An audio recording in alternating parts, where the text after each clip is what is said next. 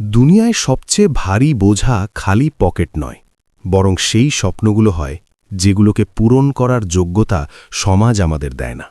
মুষলধালি বৃষ্টি হচ্ছিল এবং শহরের সবচেয়ে প্রতিষ্ঠিত রয়্যাল হেরিটেজ ইন্টারন্যাশনাল স্কুলের বিশাল লোহার গেটের বাইরে এক ননী একটা প্রাণ কাঁপছিল।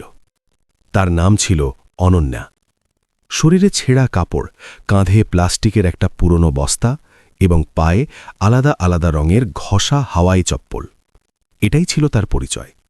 কিন্তু তার চোখে যে ঝকঝকে ভাব ছিল, সেটা এই স্কুলে পড়া যে কোনো ধনী বাচ্চার চোখের চেয়ে অনেক বেশি উজ্জ্বল ছিল। অনন্যা কুড়িয়ে বেড়ানোর কাজ করত, কিন্তু কুড়োনোর স্তূপে যখনই তার হাতে কোনো ছেঁড়া পুরনো বই পড়ত, তখন তার মনে হতো যেন সে কোনো খাজানা পেয়েছে। আজ তার হাতে ঘামে ভেজা কিছু নোট ছিল, 10-10 এবং 20-20 মুদ্রিত নোট, যেগুলো সে গত 6 মাসে এক একটা টাকা জমিয়ে জড়ো করেছিল। আজ স্কুলে অ্যাডমিশন ওপেনের বোর্ড লাগানো ছিল। অনন্যার মনে হল যে হয়তো বিদ্যার মন্দিরে ধনী এবং গরিবের ভেদাভেদ হয় না। সে ভয়ে ভয়ে গেটের কাছে দাঁড়িয়ে ভিতরে উঁকি দিতে লাগল। ঠিক তখনই একটা চকচকে লাল রঙের মহার্ঘ গাড়ি ধোঁয়া ছেড়ে গেটে এসে থামল। গাড়ি থেকে এক অত্যন্ত ধনী এবং কঠোর মেজাজের মহিলা নামলেন। এরা ছিলেন স্কুলের প্রিন্সিপাল এবং মালকিন, মিস নীলিমা শেখাওয়াত। তার বিয়ের খরচ হয়তো অনন্যার পুরো পরিবারের 1 বছরের আয়ের চেয়েও বেশি ছিল। যেইমাত্র নীলিমার নজর গেটের কাছে দাঁড়ানো অনন্যার উপর পড়ল, তার মুখে ঘৃণার ভাব ফুটে উঠল। তিনি নাকের উপর রুমাল রেখে ওয়াচম্যানকে চিৎকার করলেন, রামসিং, আমি কতবার বলেছি যে এই ভিখারিদের স্কুলের গেটের কাছেও ঘেঁষতে দেবে না? এদের দুর্গন্ধে আমার পুরো মুড খারাপ হয়ে যায়। অনন্যার হৃদয় ধক করে উঠল। সে তার জায়গা থেকে নড়ল না, বরং সাহস করে 1 পা এগিয়ে গেল। সে তার নুনি মুঠো খুলে সেই মুদ্রিত নোটগুলো প্রিন্সিপালের সামনে ধরে দিল। তার গলা কাঁপছিল। ম্যাডামজি, আমি ভিক্ষা মাগতে আসিনি। এই দেখুন, পুরো 500 টাকা আছে। আমাকে কি আপনার স্কুলে পড়ার জায়গা মিলতে পারে? আমি খুব পরিশ্রম করব। আপনি যা বলবেন তাই করব, শুধু আমাকে পড়তে দিন। বৃষ্টির ফোঁটাগুলো অনন্যার গালে অশ্রুর সাথে মিশে যাচ্ছিল, কিন্তু মিস নীলিমা সেই টাকার দিকে তাকালেনও না। তার চোখে ছিল নিষ্ঠুরতা। তিনি অনন্যার হাতে এক জোরে চড় মারলেন, যার ফলে সেই সব নোট কাদার জলে ছড়িয়ে পড়ে গেল। পড়াশোনা তোমাদের মতো নর্দমার কীটদের জন্য তৈরি হয়নি। নীলিমা কটু হাসতে হাসতে বললেন, তোমার জায়গা স্কুলের ভেতর বেঞ্চে নয়, বরং স্কুলের বাইরে আবর্জনার ডাস্টবিনের কাছে। যদি তোমরা লোকেরা পড়াশোনা করো, তাহলে আমাদের ঘরের বাসন কে মাজবে? নিজের আওকাতে থাকো মেয়ে। এটা রয়্যাল হেরিটেজ। এখানে শুধু রাজাদের বাচ্চারা আসে, রঙ্গদের নয়। নীলিমা ওয়াচম্যানকে ইশারা করলেন, এটাকে ধাক্কা মেরে এখান থেকে তাড়াও, আর যদি আবার এখানে দেখা যায় তাহলে পুলিশ ডেকে নেবে। ওয়াচম্যান নির্মমভাবে অনন্যাকে ধাক্কা দিল। সে ভিজে মেঝেতে মুখ থুবড়ে পড়ে গেল। তার হাঁটু ছিলে গেল, কিন্তু শরীরের ব্যথার চেয়ে বেশি তাকে তার আত্মার কুচলে যাওয়ার ব্যথা হচ্ছিল। কাদায় হাতুড়ে নিজের টাকাগুলো জড়ো করতে করতে অনন্যা উপরে টাকাল। স্কুলের ভারী গেট তার মুখের উপর ধাম করে বন্ধ করে দেওয়া হলো। সেই বন্ধ গেটের পিছনে দাঁড়িয়ে মিসেস নীলিমা তাকে ঘৃণা ভরা চোখে দেখছিলেন। সেই মুহূর্তে সেই ছোট্ট মেয়েটার ভিতরে কিছু ভেঙে গেল এবং কিছু নতুন জন্ম নিল। সে তার মুঠোয় সেই ভিজে মাটি চেপে ধরে মনে মনে একটা শপথ নিল। সে কাঁদল না, শুধু সেই উঁচু ইমারতের দিকে তাকিয়ে রইল। তাকে জানা ছিল না যে সময়ের চাকা কিভাবে ঘুরবে, কিন্তু তাকে এটুকু জানা ছিল যে এই গল্প এখানে শেষ হবে না। অপমানের এই আগুন তাকে পোড়াবে না, বরং তাপ দিয়ে সোনা বানাবে। সময়ের চাকা সত্যিই অদ্ভুত হয়। যখন এটা ঘোরে, তখন যারা উপরে থাকে তারা কখন মাটিতে এসে পড়ে টেরই পাওয়া যায় না। সেই ঝড়ো রাত কেটে গেছে 10 বছর। এই 10 বছরে শহরের মানচিত্র বদলে গেছে, কিন্তু রয়্যাল হেরিটেজ ইন্টারন্যাশনাল স্কুলের অহংকার এখনও তেমনই ছিল, বরং মিসেস নীলিমা শেখাওয়াতের অহংকার এখন আরও বেড়ে গিয়েছিল। কিন্তু বলা হয় না যে প্রত্যেক অহংকারের একটা নির্দিষ্ট শেষ হয়? গত কয়েক মাস ধরে স্কুলের উপর বিপদের মেঘ ঘনিয়ে এসেছিল। সরকার আরটিই আইনের অধীনে কঠোর নিয়ম লাগু করে দিয়েছে, এবং এমন খবর ছিল যে রয়্যাল হেরিটেজ স্কুলে গরিব কোটার সিটগুলোতে বড়সড় দুর্নীতি হচ্ছে। আজ স্কুলের পরিবেশ স্বাভাবিক ছিল না। চারিদিকে অরাজকতা ছড়িয়ে পড়েছিল। চাপরাশি থেকে বড় বড় শিক্ষক পর্যন্ত সবাই আতঙ্কে ছিল। কারণ ছিল শহরের নতুন ডিস্ট্রিক্ট ম্যাজিস্ট্রেট ডিএম সাহেবার আকস্মিক পরিদর্শন। পুরো জেলায় এই খবর আগুনের মতো ছড়িয়ে পড়েছিল যে এই নতুন কালেক্টর খুবই কঠোর এবং দুর্নীতিকে মূল থেকে উপড়ে ফেলার জন্য বিখ্যাত। মিস নীলিমা, যিনি সবসময় তার এয়ার কন্ডিশন কেবিনে বসে থাকতেন, আজ ঘামে ভিজে স্কুলের প্রধান গেটে দাঁড়িয়েছিলেন। তিনি তার স্টাফকে ধমকাতে ধমকাতে বললেন, মিস্টার বার্মা, সব ফাইলগুলো তৈরি আছে তো? আর সেই গরিব বাচ্চাদের লিস্টে কোনো গলত থাকবে না। যদি এই নতুন ডিএম আমাদের স্কুলের স্বীকৃতি বাতিল করে দেয়, তাহলে আমরা রাস্তায় চলে আসব। নীলিমা বারবার তার ঘড়ি দেখছিলেন। তার হৃদয় জোরে জোরে ধকধক করছিল। তাদের ভয় আইনের ছিল না, ভয় ছিল নিজের শাখ মাটিতে মিশে যাওয়ার। এই নতুন ডিএম কে? আমি শুনেছি খুব কম বয়সের, কিন্তু মেজাজ কোনো শেরনির চেয়ে কম নয়। নীলিমা বিড়বিড় করে নিজের পল্লু দিয়ে কপালের ঘাম মুছলেন। ঠিক তখনই দূর থেকে সাইরেনের আওয়াজ শোনা গেল। নীলিমা এবং তার স্টাফের লোকেরা সোজা হয়ে দাঁড়িয়ে গেল। সাইরেনের আওয়াজ কাছে আসতে লাগল এবং কিছুক্ষণের মধ্যে পুলিশের জিপ এবং তার পিছনে একটা সাদা রঙের সরকারি গাড়ি স্কুলের গেটে এসে থামল। এটা সেই গেটই ছিল যেখানে 10 বছর আগে একটা বাচ্চাকে ধাক্কা মেরে কাঁদায় ফেলে দেওয়া হয়েছিল। গাড়িতে লাগানো লাল এবং নীল বাতির সাইরেন নীলিমার চোখে চুইয়ে যাচ্ছিল। পুলিশের লোকেরা তাড়াতাড়ি নেমে গাড়ির পিছনের দরজা খুলল। নিস্তব্ধতা এত গভীর ছিল যে পাতা হলেও শব্দ হতো। গাড়ি থেকে একটা স্থির পদক্ষেপ বাইরে এলো।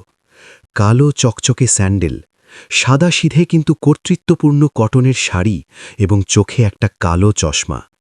সেই যুবতী গাড়ি থেকে বাইরে বেরোলেন। তার ব্যক্তিত্ব এতটাই প্রভাবশালী ছিল যে মিস নীলিমা, যিনি কারো সামনে ঝুঁকতেন না, অজান্তেই নিজের হাত জোর করে দাঁড়িয়ে গেলেন। ডিএম সাহেবা তার কালো চশমা খুললেন এবং তার গভীর তীক্ষ্ণ চোখে সেই বিশাল স্কুলের ইমারত দেখলেন। তারপর তার নজর সেই লোহার গেটে আটকে গেল এবং শেষে মিসেস নীলিমার মুখে। নীলিমা তার সবচেয়ে ভালো ভান করা হাসি মুখে লাগিয়ে এগিয়ে গেলেন। স্বাগতম ম্যাম, রয়্যাল হেরিটেজে আপনার খুব খুব স্বাগতম। আমি নীলিমা শেখাওয়াত, এই স্কুলের প্রিন্সিপাল। আমরা খুব খুশি যে আপনি এখানে এসেছেন। নীলিমা একটা বড় ফুলের তোড়া এগিয়ে দিলেন। কালেক্টর সাহেবা তোড়ার দিকে তাকালেনও না। তিনি তার পিছনে দাঁড়ানো অর্ডারলিকে ইশারা করলেন যে তোড়াটা নিয়ে নিল। তার চোখে এক অদ্ভুত ঠান্ডা ভাব ছিল যা নীলিমার রিড়ে শিহরণ জাগাল। মিস শেখাওয়াত, সেই যুবতীর গলায় একটা স্থিরতা ছিল। শুনেছি আপনার স্কুলের ভিত খুব মজবুত, কিন্তু আমি এও শুনেছি যে এখানে শুধু ধনীদের স্বাগত করা হয়। আমি কি ঠিক শুনেছি? নীলিমা চমকে উঠলেন। জি না ম্যাম, আমরা তো শিক্ষার মন্দিরের পুরোহিত। আমাদের কাছে সবাই সমান। ডিএম সাহেবার মুখে একটা ব্যঙ্গাত্মক হাসি এলো। তিনি ধীরে ধীরে নীলিমার কাছে এসে বললেন, মন্দিরে পুরোহিত ভগবানের সেবা করেন, মিসেস শেখাওয়াত ব্যবসা করেন না। চলুন, আমাকে সেই জায়গা দেখান যেখানে আপনি গরিব বাচ্চাদের পড়ান। তার গলায় এমন আদেশ ছিল যা এড়ানোর সাহস কারো ছিল না। নীলিমার সেই মুহূর্তে মনে হল যেন এই অচেনা মেয়ে তাকে ভিতর থেকে চেনে, যেন কোনো পুরনো হিসেব বাকি যা আজ চোকাতে হবে। করিডোরে ডিএম সাহেবার স্যান্ডেলের খটখট শব্দ নীলিমার কানে হাতুড়ির মতো বাজছিল। নীলিমা তাকে কম্পিউটার ল্যাব, সুইমিং পুল এবং স্মার্ট ক্লাসরুম দেখানোর চেষ্টা করছিলেন, যাতে তিনি স্কুলের ভব্যতায় হারিয়ে যান। ম্যাম, দেখুন আমাদের লাইব্রেরি, এখানে বিদেশ থেকে আনা বই। নীলিমা উৎসাহিত হয়ে বললেন, কিন্তু ডিএম সাহেবা একটি নজরও সেদিকে ফেললেন না। তিনি সোজা হাঁটতে হাঁটতে হঠাৎ থেমে গেলেন। মিসেস শেখাওয়াত, আমাকে আপনার ধনৈশ্বর্যের প্রদর্শনী দেখতে হবে না। আমাকে সেই জায়গা দেখান যেখানে আরটিই কোটার অধীনে গরিব বাচ্চাদের পড়ানো হয়। ডিএম সাহেবা কঠোর গলায় জিজ্ঞাসা করলেন। নীলিমার মুখের রং উড়ে গেল। তিনি আমতা আমতা করতে লাগলেন। জি, ও বাচ্চারা তো আজ ছুটিতে। আজ তাদের বস্তিতে কোনো উৎসব আছে না? ডিএম সাহেবা ভ্রু কুচকালেন। সব বাচ্চা একসাথে ছুটিতে? আর ক্লাসরুম তো থাকবে। চলুন, আমাকে ক্লাসরুম দেখান। বাধ্য হয়ে নীলিমার কাছে আর কোনো উপায় ছিল না। তিনি অনিচ্ছা সত্ত্বেও তাকে স্কুলের সবচেয়ে পিছনের দিকে নিয়ে গেলেন। আলিশান ইমারতের পিছনে জেনারেটর রুমের কাছে একটা পুরনো স্যাঁতসেঁতে ঘর ছিল। সেখানে না পাখা ছিল, না ঠিকঠাক আলো। ভাঙা বেঞ্চগুলোতে ধুলোর মোটা স্তর জমে। এটা দেখে ডিএম সাহেবার মুখ রাগে লাল হয়ে গেল।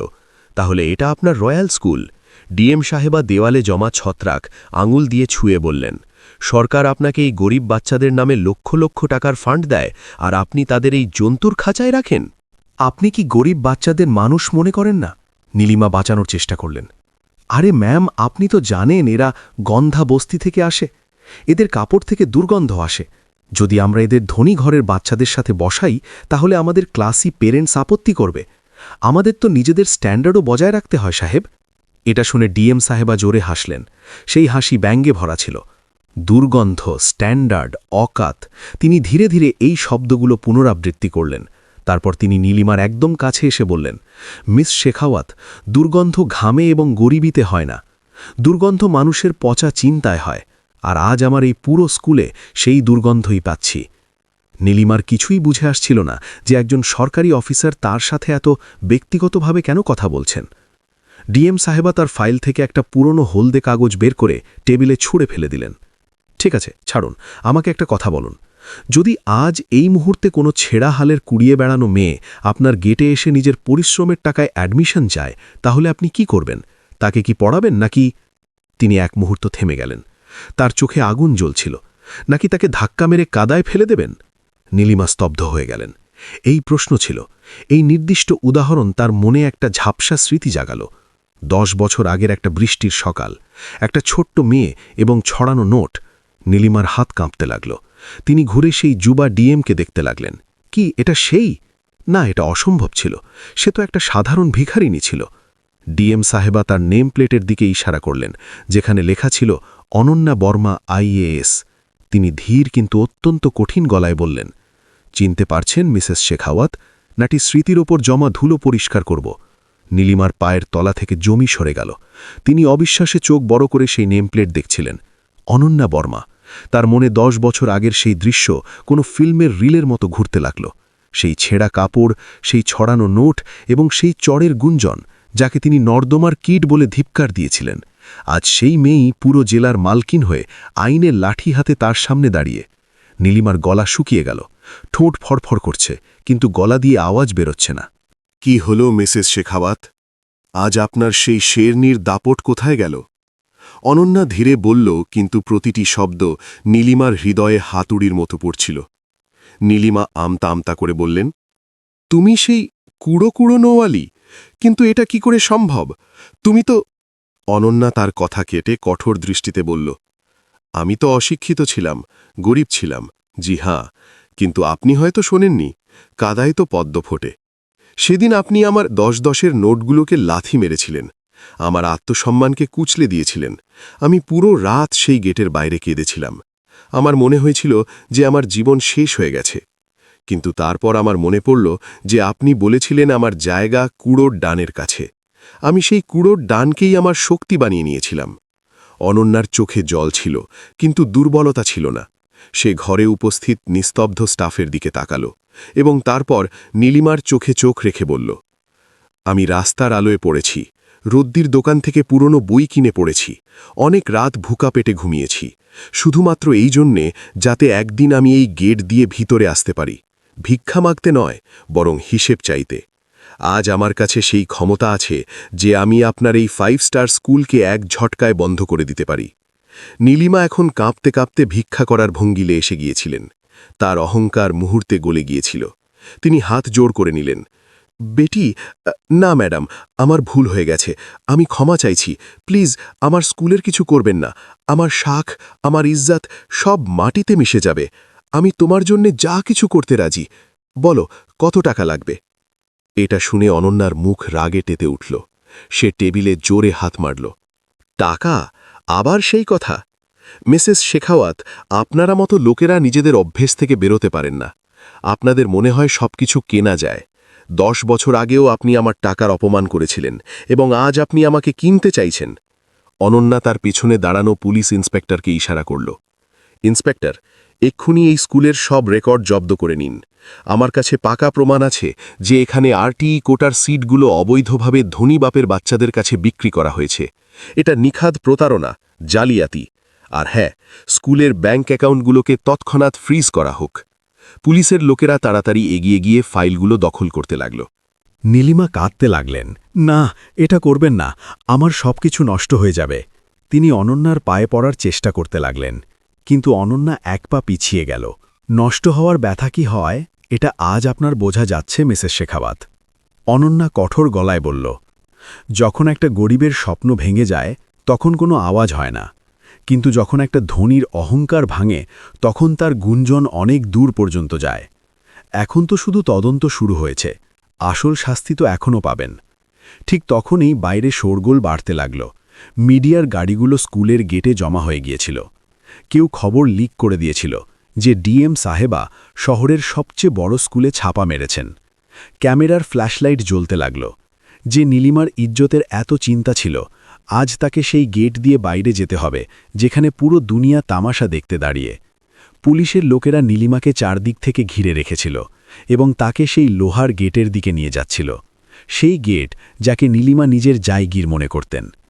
বাইরে মিডিয়ার ভিড় জমে উঠেছিল।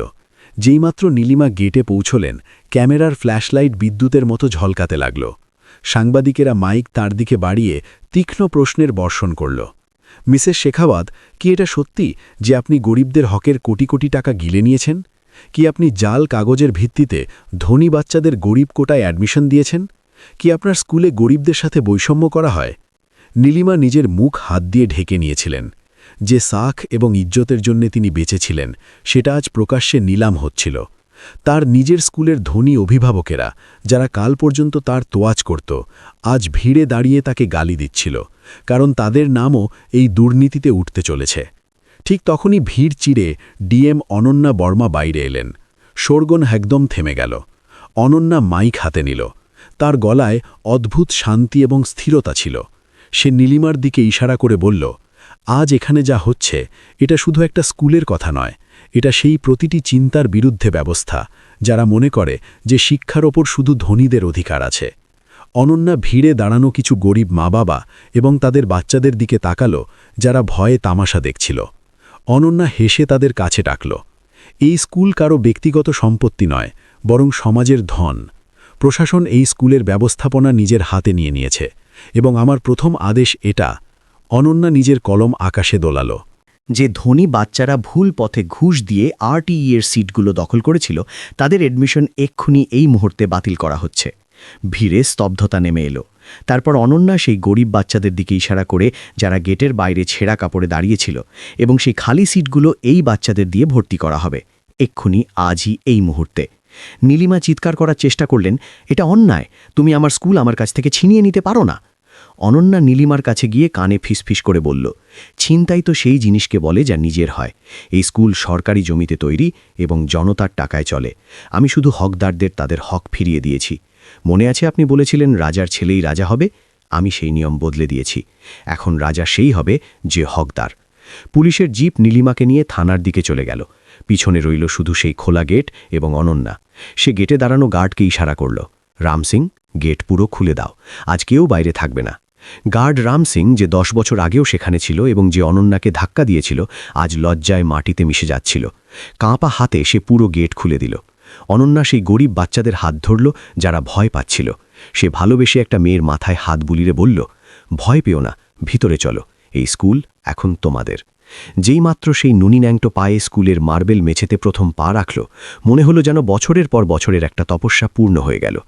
আকাশে মেঘ সরে গিয়েছিল এবং সূর্যের একটা সোনালি রশ্মি সোজা স্কুলের প্রাঙ্গণে পড়ছিল। কিন্তু গল্পের সবচেয়ে আবেগপূর্ণ অংশ এখনও বাকি ছিল। স্কুলের প্রধান দরজা এখন খোলা ছিল এবং প্রিন্সিপালের আলিশান কেবিন, যাকে কখনো নিষিদ্ধ এলাকা মনে করা হতো, আজ সবার জন্য উন্মুক্ত ছিল। অনন্যা সেই ভারী চামড়ার কুর্সিতে বসেছিল, যেখানে কিছুক্ষণ আগেও মিসেস নীলিমার রাজত্ব ছিল। টেবিলে সেই কাঁচের গ্লাস রাখা ছিল, কিন্তু এখন সেটায় জল খাচ্ছে অন্য কেউ। বাইরে বাচ্চাদের হাসি খেলার শব্দ গুঞ্জন করছিল। সেই বাচ্চারা যাদের এই স্কুলের দেয়াল সবসময় দূরে রেখেছিল। কিন্তু অনন্যার মন এখনও শান্ত ছিল না। তার নজর দরজায় দাঁড়ানো সেই ব্যক্তির ওপর আটকে ছিল, যে নিজের টুপি হাতে নিয়ে মাথা নিচু করে দাঁড়িয়েছিল। সে ছিল রাম সিং, সেই গার্ড যে 10 বছর আগে নীলিমার আদেশে ননী অনন্যাকে ধাক্কা দিয়েছিল। রাম সিংয়ের পুরো শরীর কাঁপছিল। তার বিশ্বাস ছিল যে এখন তার চাকরি তো যাবেই, হয়তো জেলও যেতে হবে। আখেরে সে জেলার কালেক্টর সাহেবার উপর হাত তুলেছিল, যদিও তখন সে একটা সাধারণ বাচ্চা ছিল। অনন্যা টেবিলে রাখা জলের গ্লাসের দিকে ইশারা করল, রাম সিং, জল খাও। রাম সিংয়ের চোখে জল এসে গেল। সে হাঁটুতে ভর দিয়ে বসে পড়ল এবং হাত জোর করে কাঁদতে লাগল।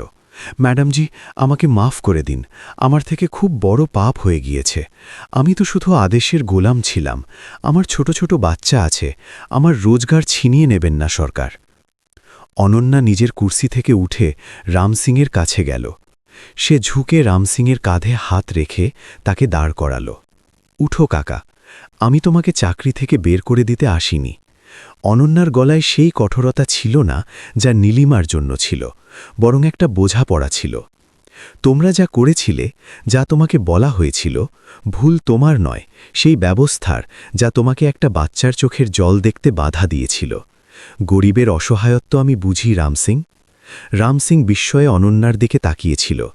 যে মেয়েকে সে কাদায় ফেলে দিয়েছিল, সে আজ তাকে সম্মান দিচ্ছে। অনন্যা নিজের পার্স থেকে একটা ছোট প্লাস্টিকের থলে বের করল। সেই থলেতে একটা পুরনো মাটি এবং কাদায় মাখা 10 টাকার নোট ছিল। সে সেই নোট রামসিংয়ের হাতে রেখে দিল। চিনতে পারছ এটাকে? অনন্যা ভিজে গলায় জিজ্ঞাসা করল। এটা সেই নোট যেটা সেদিন কাদায় পড়ে গিয়েছিল। আমি এটাকে কখনো... রামসিংয়ের হাত কাঁপতে লাগল। ম্যাডামজি, এটাকে স্কুলের দানপাত্রে ফেলে দিও। অনন্যা হেসে বলল, বুঝে নিও যে সেদিন যে বাচ্চার অ্যাডমিশন হয়নি, আজ তার ফি জমা হয়ে গেল। আজ থেকে তোমার কাজ শুধু গেটে দাঁড়িয়ে সালাম ঠোকা নয়। আজ থেকে তোমার দায়িত্ব যে কোনো বাচ্চা, যত গরিবই হোক না কেন, এই গেট থেকে হতাশ হয়ে ফিরে না যায়। যদি কারো কাছে ফি না থাকে, তাহলে তাকে আমার কাছে নিয়ে এসো, কিন্তু ধাক্কা মেলে বাইরে করো না। তুমি কি এই প্রতিশ্রুতি দাও? রামসিং নিজের ভিজে চোখ মুছল এবং সোজা হয়ে স্যালিউট করল। জি ম্যাডামজি, মরতে দাম পর্যন্ত এই গেট এখন কোনো গরিবের জন্য বন্ধ হবে না। এটা রামসিংয়ের প্রতিশ্রুতি। ঠিক তখনই জানালা থেকে আসা একটা আওয়াজ অনন্যার দৃষ্টি আকর্ষণ করল। স্কুলের মাঠে সেই নতুন গরিব বাচ্চাদের মাঝে একটা ছোট্ট মেয়ে একা বসেছিল। তার হাতে একটা ছেঁড়া বই ছিল এবং সে সেটা খুব মনোযোগ দিয়ে পড়ার চেষ্টা করছিল। অনন্যার সেই মেয়েতে নিজের শৈশব দেখা গেল। সে তার সব কাজ ফেলে দৌড়ে কেবিন থেকে বেরিয়ে সোজা সেই মাঠে সেই মেয়ের কাছে পৌঁছে গেল। অনন্যা সেই ছোট্ট মেয়ের কাছে হাঁটুতে ভর দিয়ে বসে পড়ল। মেয়েটা ভয়ে নিজের ছেঁড়া বই বুকে জড়িয়ে ধরল, যেন ভয় যে কেউ সেটা আবার ছিনিয়ে নেবে। অনন্যা ভালোবেসে তার মাথায় হাত বুলিয়ে জিজ্ঞাসা করল, তোমার নাম কি বেটা? মেয়েটা তার বড় বড় চোখে অনন্যাকে দেখল এবং ধীরে গলায় বলল, গুদিয়া। সবাই আমাকে গুদিয়া বলে। আমি এখানে পাশের বস্তিতে থাকি। পুলিশ কি আমাকে এখান থেকে তাড়িয়ে দেবে? অনন্যার চোখ ভিজে এলো। সে হেসে নিজের মাথা নাড়ল। না গুদিয়া, এখন কোনো পুলিশ তোমাকে এখান থেকে তাড়াবে না। এই স্কুল, এই দোলনা, এই বইগুলো সব তোমার। গুদিয়ার চোখে একটা ঝকঝকে ভাব এলো। সত্যি? কিন্তু মা বলে যে বড় স্কুলে পড়তে অনেক অনেক টাকা লাগে। আমাদের কাছে টাকা নেই। অনন্যা নিজের কোটের পকেট থেকে একটা দামি পেন বের করে গুদিয়ার ননি হাতে ধরিয়ে দিল। টাকা লাগে না বেটা, জিদ লাগে। পড়ার জেদ, কিছু হওয়ার জেদ। দেখো আমাকে, আমিও কখনো তোমার মতো ছিলাম। আমার কাছেও টাকা ছিল না, শুধু স্বপ্ন ছিল। লোকেরা আমাকে ধাক্কা দিয়েছে, আমার স্বপ্ন ভাঙার চেষ্টা করেছে, কিন্তু আমি হার মানিনি। অনন্যা সেই বিশাল স্কুলের ইমারতের দিকে ইশারা করে বলল, আজ আমি এই কুর্সিতে আছি, তাহলে কাল তুমিও থাকতে পারো। শুধু একটা প্রতিশ্রুতি করো, কখনো নিজের গরিবই নিজের দুর্বলতা বানাবে না, এটাকে নিজের শক্তি বানাও। গুদিয়া সেই পেনটা এমনভাবে ধরল যেন সে দুনিয়ার সবচেয়ে দামি জিনিস ধরে রেখেছে। সে নিষ্পাপভাবে জিজ্ঞাসা করল, দিদি, আমিও কি আপনার মতো সাহেব হতে পারব?